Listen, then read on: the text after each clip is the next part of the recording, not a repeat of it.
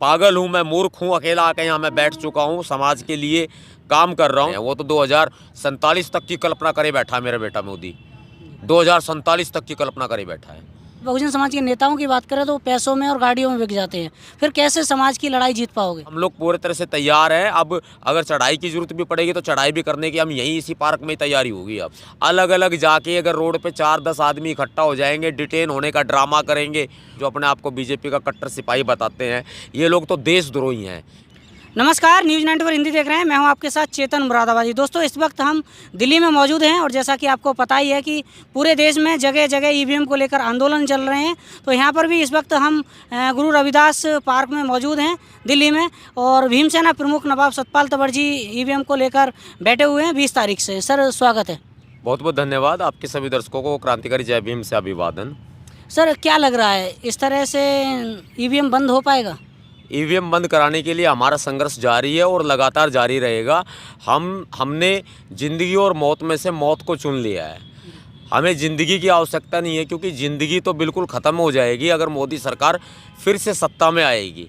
मोदी सरकार गुलामी को बढ़ावा दे रही है, संविधान को ख़त्म कर रही है, और गरीब गरीब गरीब होता जा रहा है, अमीर अमीर होता जा रहा है। देश हमारा पूरा गिरवी रखा जा रहा है, लाल किला बेचा जा रहा है, ट्रेनें बेची जा रही हैं, मेट्रो बेची जा रही है, पेट्रोल पंप बेचे जा रहे हैं, देश की तमाम धरोहर बेची जा रही है। और इसकी चिंता, देश की चिंता सिर्फ बहुजन समाज को है। आप जैसे, हम जैसे और भाई साथ में बैठे हैं, हम जैसे लोग जो है वो देश की चिंता लेके बैठे हुए हैं।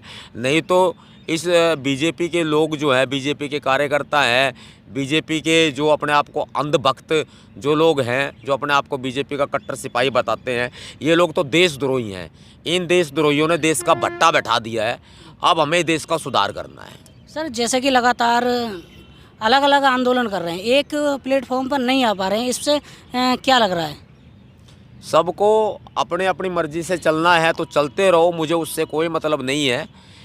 लगातार हम फाइट अगेंस्ट ईवीएम अभियान चलाए हुए हैं कई वर्षों से, और साथ में अभी हमने आपात बैठक बुलाई थी अम्बेडकर भवन दिल्ली के अंदर, और सभी को हमने, जो निमंत्रण पत्र के शौकीन हैं, जिनको निमंत्रण पत्र चाहिए होता है, हमने उनको निमंत्रण पत्र भी भेजे हैं, और निमंत्रण पत्र भेज के उनको बुलाया भी था, लेकिन वो लोग एक नहीं होना चाहते थे, इसलिए नहीं आए। या तो वो हमें पसंद नहीं करते, या ये नहीं चाहते कि सतपाल तंवर ही क्यों, हम क्यों नहीं। तो भाई सीधी सी बात ये है कि हम पीछे हो जाएंगे, वो लोग आगे आ जाएं, लेकिन आए तो सही। अलग अलग जाके अगर रोड पे 4-10 आदमी इकट्ठा हो जाएंगे, डिटेन होने का ड्रामा करेंगे, और ये कहेंगे कि ईवीएम बंद करो, और हम लोग गिरफ्तार हो रहे हैं, 4 घंटे बाद पुलिस उनको छोड़ देगी, अगले दिन फिर आ जाएंगे, तो ये तो भटकाव हो जाएगा ना। फिर मैं क्या समझूं? सर, ऐसा नहीं लग रहा है जैसे कि अगर समाज की लड़ाई कम, लोग अपनी अपनी कुर्सी की लड़ाई और अपने स्वार्थ के लिए ज़्यादा लड़ाई लड़ रहे हैं? मैं कह रहा हूँ, मैं क्या समझूं? मैं तो यही समझूंगा ना कि आंदोलन को भटकाने के लिए कुछ लोग लग गए। अब हमने कहा कि आपात बैठक बुला ली, ऐलान जंग हो गया, आप सबकी पंचायत बुलाई, पंचायत बैठी, निर्णय लिया कि अनिश्चितकालीन धरना होगा। अब अनिश्चितकालीन धरना शुरू हो गया है।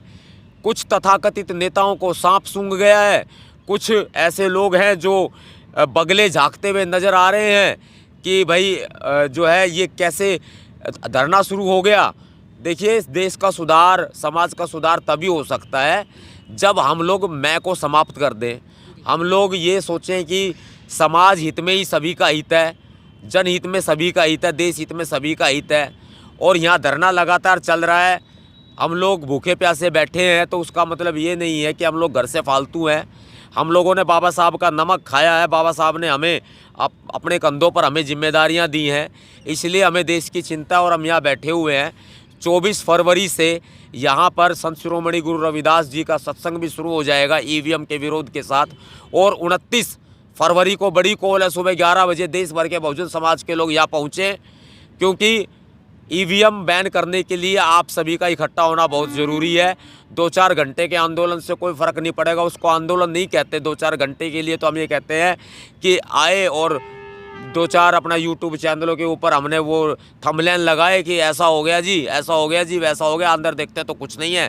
देखो, यहाँ बैठे हैं भाई, समाज के सैनिक बैठे हैं, भीमसेना के भीम सैनिक बैठे हैं, बहुजन समाज के सैनिक बैठे हैं।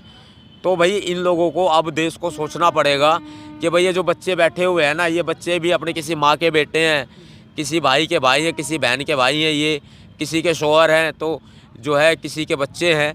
तो ये देश को सोचना पड़ेगा, और सोचने के लिए भाई आपका यहाँ पर पता है गुरु रविदास पार्क, श्यामा प्रसाद मुखर्जी मार्ग, कश्मीरी गेट, पुरानी दिल्ली, जमुना बाज़ार, हनुमान मंदिर के पास, यहाँ आप आओ।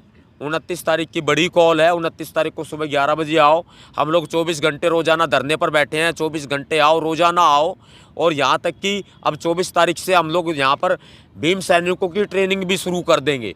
यहाँ पर जो हम लोग पूरे तरह से तैयार हैं। अब अगर चढ़ाई की ज़रूरत भी पड़ेगी तो चढ़ाई भी करने की हम यहीं इसी पार्क में ही तैयारी होगी अब सारी। सर एक बार कहना चाहूँगा, जिस तरह से लगातार आप ईवीएम की लड़ाई लड़ रहे हैं, अगर बहुजन समाज की बात करें तो वो कहीं मुर्गा दारू में बिक जाता है, और बहुजन समाज के नेताओं की बात करें तो वो पैसों में और गाड़ियों में बिक जाते हैं। फिर कैसे समाज की लड़ाई जीत पाओगे? कोई बात नहीं, अगर ऐसी बात है, अगर लोग बिकते ही हैं तो मैं खुद इतना समर्थ बनने की कोशिश करूँगा कि जो लोग और ख़रीदते हैं इससे अच्छा तो मैं ही खरीद लूँ भाई। अगर बिकना है लोगों को तो बिकते ही रहे, फिर कोई फ़र्क नहीं पड़ता उससे।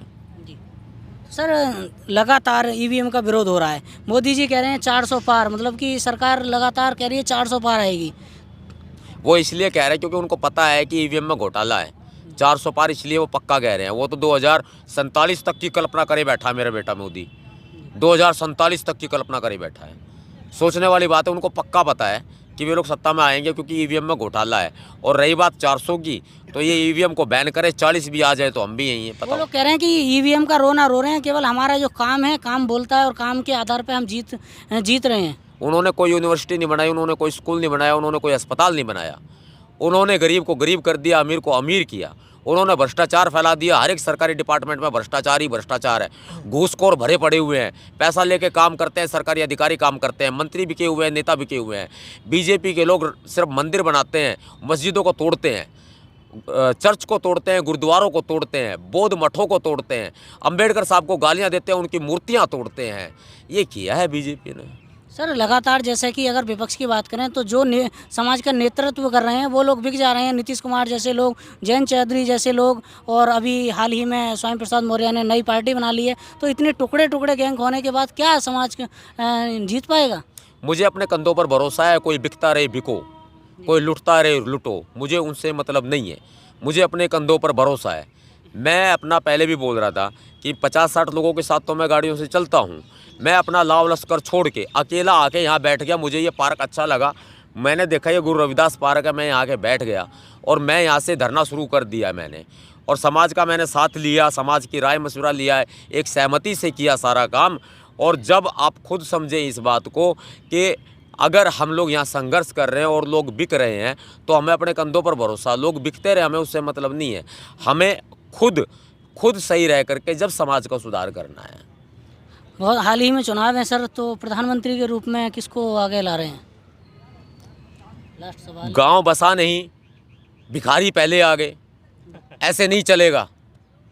गांव बसा नहीं, भिखारी पहले आ गए। पहले अपनी टांग तो तुड़वा लो, पहले अपने हाथ पैर तो तुड़वा लो, पहले लाठी तो खा लो। पहले बाबा साहब ने कहा कि तुम मिशन में काम करोगे तो तुम्हें गाड़ियाँ भी दी जाएंगी। अरे गाड़ियाँ तो खा लो, महलों से बाहर तो आओ।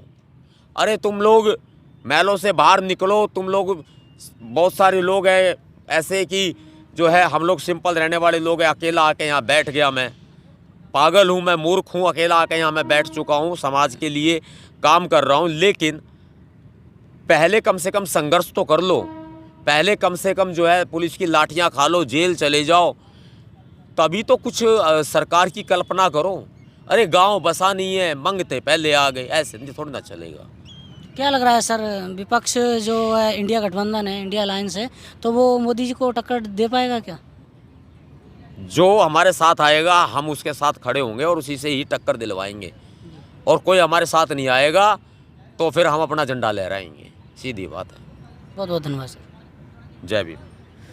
तो आप थे हमारे साथ भीमसेना चीफ नवाब सतपाल तंवर जी, और इनकी बातों को लेकर आपकी क्या राय है कमेंट बॉक्स में ज़रूर बताएं। वीडियो को लाइक करें, शेयर करें। मिलते हैं किसी नए अपडेट के साथ। धन्यवाद।